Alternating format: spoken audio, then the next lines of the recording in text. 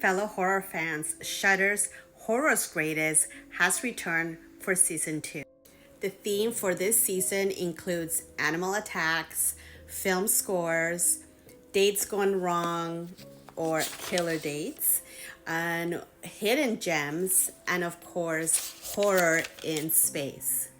The Animal Attacks episode mentions films like Night of the Lupus, Cocaine Bear, Cujo, Jaws, of course. My favorite things about films is music. So, of course, horror film scores are another episode in this series. They talk about films like The Exorcist, The Thing, Carrie, King Kong, which is the old one from the 1930s, and of course films from John Carpenter, who also composes for his own films. They talk about composers like Jerry Goldsmith, whose documentary on his work is actually quite good, so I recommend that.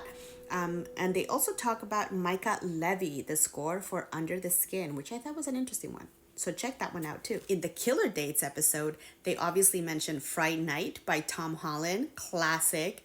Dr. Jekyll and Mr. Hyde, I mean, let's talk about that. That one's a really doozy one. Hidden Gems episode was actually quite neat. They talk about films that some of us might have missed because they just haven't been released widely in the world, or they're older, so they're not part of our list of must-see horror films. One of them is Ganja and Hess from the 1970s. They also talk about the Stone Tapes, also a British 1970s film, and El Vampiro, which is sort of a Mexican one. And of course, there's one that I really want to highlight for you, which is called The Strange Color of Your Body's Tears.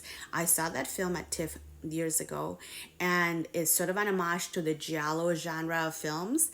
Beautifully shot, visuals just lush, sound effects and music complementary to what you're seeing on screen. It's a little bit disturbing, and I remember my friend telling me after that film, I don't know what the hell I just watched, but I enjoyed it and I love it. So we also have a space horror episode. Of course, you have to talk about horror in space. Some of it is really great, like those in the Alien film franchise. They also talk about 2001 by Kubrick, which is a classic, and is one that I also revisit not often, but every few years, because it really is one that is kind of a mind fuck. Whether you are a horror fan for many years or you're starting to learn about horror, this is the series that I definitely recommend to you.